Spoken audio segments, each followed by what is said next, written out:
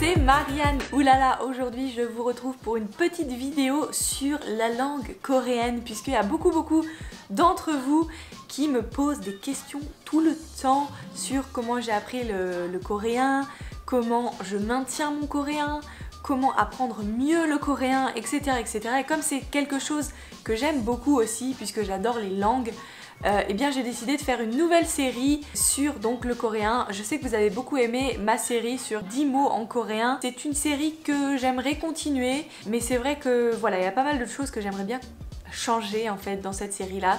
Donc je sais pas encore si je vais la continuer ou si je vais changer, etc. Bref, moi personnellement j'ai eu beaucoup de facilité à apprendre la langue coréenne parce que j'écoutais énormément de coréen, de langue coréenne. Donc je regardais beaucoup de films coréens, de dramas coréens et aussi j'écoutais beaucoup de musique, notamment de la K-pop. Aujourd'hui donc je vais analyser et je vais essayer de vous faire comprendre un bout de musique coréenne. J'ai choisi une chanson du groupe Teen Top et c'est donc la chanson qui s'appelle Hyangsu Purijima. Alors vous allez me demander mais pourquoi Marianne tu as choisi Teen Top et pourquoi tu as choisi Hyangsu Purijima?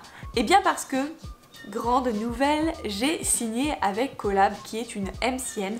Je vous laisserai la définition de qu'est-ce que c'est une MCN dans la barre d'infos parce que sinon cette vidéo va durer 15 000 ans. Mais voilà, j'ai signé avec eux et je vais avoir plusieurs opportunités grâce à eux d'aller à des événements et notamment des concerts. Vous savez sûrement qu'il y a une énorme communauté coréenne aux États-Unis et notamment à Los Angeles, et donc il y a beaucoup d'artistes coréens qui viennent à Los Angeles pour faire des concerts. Et là, le premier événement où j'ai été invitée, eh bien c'est un concert de K-pop et plus particulièrement du groupe Teen Top. Grâce à Collab, je vais pouvoir avoir accès donc au backstage et je vais pouvoir rencontrer les Teen Top, enfin normalement, ce n'est pas encore fait donc voilà, mais c'est ce qu'on m'a promis. Donc voilà, je vais faire un vlog sur ma chaîne coréenne, ce sera en coréen, mais je vais quand même essayer de mettre les sous-titres pour mes amis francophones et je vais essayer de mettre aussi des sous-titres en anglais parce que je sais qu'il y a pas mal d'anglophones qui nous regardent.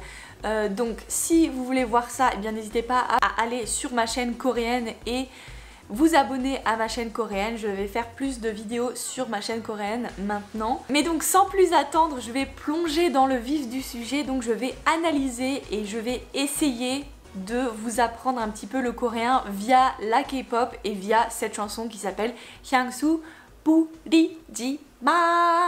Et sans plus attendre, bah on va écouter, c'est parti!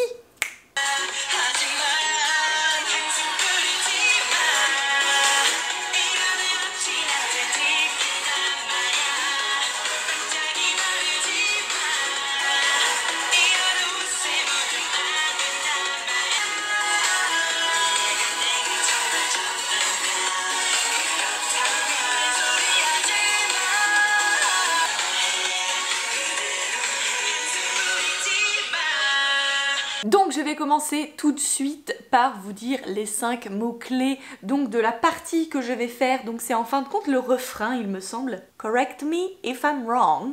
Mais je crois que c'est le refrain. Numéro 1. Hyangsu. Hyangsu. Hyangsu, c'est un mot qui vient du hanja, donc c'est très intéressant, moi j'adore le hanja. Hyang, c'est quoi? C'est l'odeur, c'est en général une odeur qui est bonne, et le su, ça vient du chinois qui est shui, il me semble, et c'est l'eau, donc c'est en fin de compte de l'eau qui sent bon, de l'eau odorante, donc de l'eau de parfum, tout simplement. C'est super, moi j'adore le hanja parce que à chaque fois, en fait, il y a vraiment la racine du mot et tu sais pourquoi c'est ça, quoi. Voilà. C'est logique en fin de compte. C'est de l'eau qui sent bon, du parfum, voilà. Numéro 2. Yochin.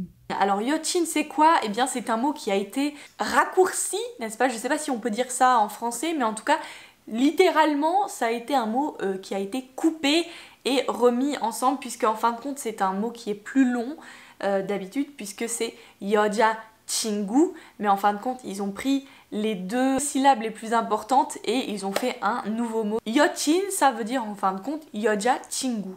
Yoja chingu c'est quoi? C'est yoja, c'est la femme du sexe féminin et chingu c'est ami. Donc petite amie. On peut dire aussi namchin, ce sera namja chingu, donc petit ami masculin. Voilà. Numéro 3. 들킨다, 들킨다. Le troisième mot-clé de ce refrain, c'est tilkinda. Tilkinda, ça vient du verbe tilkida. Tilkida, ça veut dire en fin de compte se faire griller, c'est se faire prendre la main dans le sac. Littéralement, c'est ça. C'est to get caught en anglais. Numéro 4. 반짝, 반짝. 반짝, c'est quoi? C'est brillant. C'est du glitter. C'est tout ce qui brille. Mais là, dans le contexte, ce serait quelque chose qui est du maquillage. Donc, soit du fard à paupières, soit quelque chose de brillant. Je sais pas moi, du highlighter ou quelque chose qui brille. En tout cas, c'est quelque chose qui brille et qu'elle met sur son visage. Numéro 5. 누나. Donc Nuna, vous l'avez sûrement entendu par-ci, par-là, parce que c'est un mot qui est toujours très très très employé, parce que c'est un mot qui est utilisé quand vous appelez une personne, quand vous êtes du sexe masculin et que vous appelez une personne qui est plus âgée que vous, qui est donc une femme. C'est en fin de compte un peu le même style que oppa, mais dans l'inverse, c'est-à-dire que oppa, ce serait une fille qui a un grand frère, mais là aussi c'est pas vraiment une très bonne traduction parce qu'en fin de compte il n'y a pas de lien du sang, donc ce serait une espèce de grand cousin ou grand frère sans lien de parenté, et donc vous l'appelez oppa puisqu'il est plus âgé que vous. Donc Nuna en fin de compte c'est l'inverse, c'est un garçon jeune qui appelle une femme un peu plus vieille que lui. Si vous aimez sûrement la K-pop, vous connaissez Nuna no Muyepo des SHINee, et bien voilà, c'est le même Nuna, c'est le même style de Nuna, voilà. Donc vous savez les 5 mots-clés et maintenant on va essayer de comprendre qu'est-ce que ça veut dire tout ça. J'ai mes petites notes et donc je vais vous lire les paroles et essayer de voilà, vous faire comprendre qu'est-ce que ça veut dire et vous apprendre quelque chose. Enfin, j'essaye de vous apprendre des choses. 향수 뿌리지 마. 이러다 여자친구한테 들킨단 말이야. Alors, 향수, on sait très bien que c'est le parfum. 뿌리지 마, c'est donc à la forme momojima. Et jima, ça veut dire, c'est en fin de compte un ordre, ne fais pas. Et 뿌리다, c'est le verbe, donc mettre quelque chose du parfum. En fin de compte, 뿌리다, c'est quelque chose qui va faire un espèce de pshit, voilà, c'est un pshit. C'est en fin de compte l'action de pshit. Donc c'est mettre quelque chose mais qui est en pshit. 뿌리다, voilà. 향수 뿌리지 마. Donc ça veut dire ne mets pas de parfum. Ne mets pas de parfum. Pourquoi? Parce que 이러다 여친한테 들킨단 말이야. Si tu mets du parfum, ma petite copine va sûrement me griller, hein, va me griller. Iroda, ça veut dire si tu fais ça, en fin de compte, si tu fais ça, et ben ma petite copine va me griller, va voir quoi que je suis avec toi, quoi, que je sens le parfum, en fin de compte. Ensuite, il dit 반짝이 바르지 마. 이러다 옷에 묻음 안 된단 말이야. 반짝이, c'est donc le fard à paupières ou le highlight, je ne sais pas. Donc là aussi, on a une forme d'ordre, en fin de compte, c'est momohajima. Momohajima, donc c'est ne fais pas quelque chose.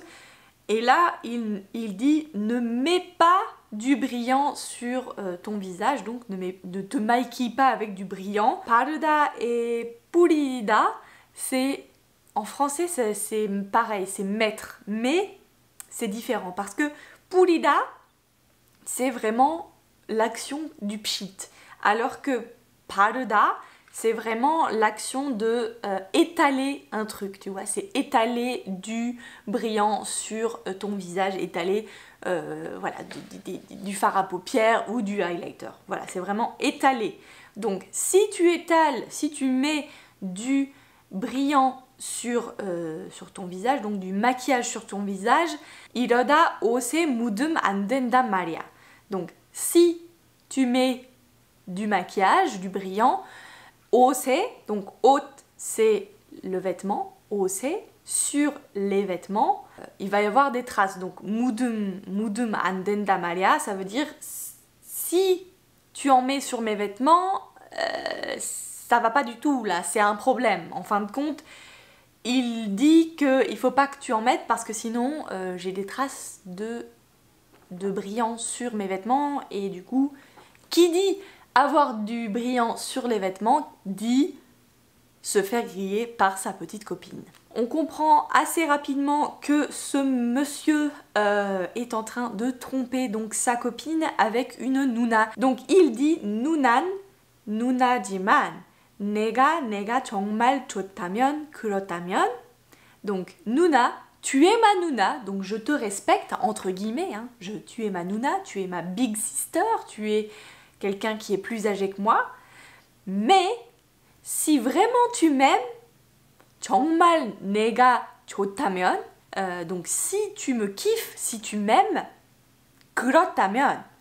그렇다면, c'est vraiment pour accentuer le fait que si tu m'aimes, 그렇다면, si vraiment tu m'aimes, et là on passe à la prochaine ligne qui est 딴소리 하지마, 내가 하잔 대로 해, 그대로 해. Donc 딴소리, 소리 ça vient donc du 소리, c'est comment on dit le bruit, le son. 목소리 c'est ceci, 소리 c'est le bruit. Donc 목소리 c'est la voix et là 딴소리, 딴 ça vient de 다른 소리. Ça veut dire ne dis pas autre chose, ne dis pas autre chose, ça sert à rien de dire autre chose, en gros c'est ça. Ne dis rien de plus, faisons comme ce que je dis, as it is, you know? Parce que haja c'est let's do, faisons ci, faisons ça. Haja, dero c'est comme je dis qu'on faisons ci, faisons ça. Je sais pas si vous avez compris, mais en tout cas, c'est faisons comme moi je dis. En gros, c'est ça. Faisons comme moi je dis. 하잔 대로 해. Fais comme ce que je t'ai dit en fin de compte. 하잔 대로 해. 그대로 해. As it is. 향수 뿌리지 마. Ne mets pas de parfum. Voilà, ne mets pas de parfum. En fin de compte, on a compris que avec ce refrain, il dit à sa Nuna de ne pas mettre de parfum parce que sinon il va se faire griller puisqu'il est en train en fin de compte de tromper sa petite copine. Quelle belle chanson. Non mais trêve de plaisanterie, c'est donc une chanson qui est très, ma foi, très shady, n'est-ce pas? Et je vais donc avoir la chance de rencontrer Tintop, j'espère, je sais pas en fait, je pense qu'il va falloir que je fasse mes preuves avant de pouvoir avoir des interviews des artistes coréens, mais voilà, si j'ai la chance de pouvoir les interviewer, et ben j'aimerais bien leur poser des questions sur cette petite chanson là, parce que c'est vraiment une chanson qui est un petit peu tabou, n'est-ce pas, qui est un peu oulala quoi. Donc dites-moi vous, qu'est-ce que vous en pensez de cette chanson et dites-moi aussi si ça vous aide en fin de compte que j'essaye d'analyser la chanson et les mots clés de la chanson. Dites-moi tout, si vous avez des suggestions sur ce genre de vidéo et sur cette série, ça va pas être la dernière donc voilà, c'est une série, hein, donc ça va revenir de plus en plus. Et dites-moi s'il y a une chanson que vous aimeriez bien que j'analyse et que j'essaye de vous apprendre des choses. Là aussi je dis j'essaye parce que je ne suis pas prof de coréen ou quoi, je n'ai aucun diplôme pour ça, j'ai juste vécu 10 ans en Corée, j'ai un mari qui parle coréen et voilà, je parle à peu près bien coréen, donc voilà, j'essaye de vous aider. En tout cas, je vous fais plein de gros bisous, je vous envoie plein d'ondes positives comme d'habitude, n'hésitez pas à subscribe, vous abonner si vous n'êtes pas encore abonné. Je vous fais plein de gros bisous et je vous dis à très bientôt dans une nouvelle vidéo. Bye. Mouah. Annyeong. Et je ne suis plus là.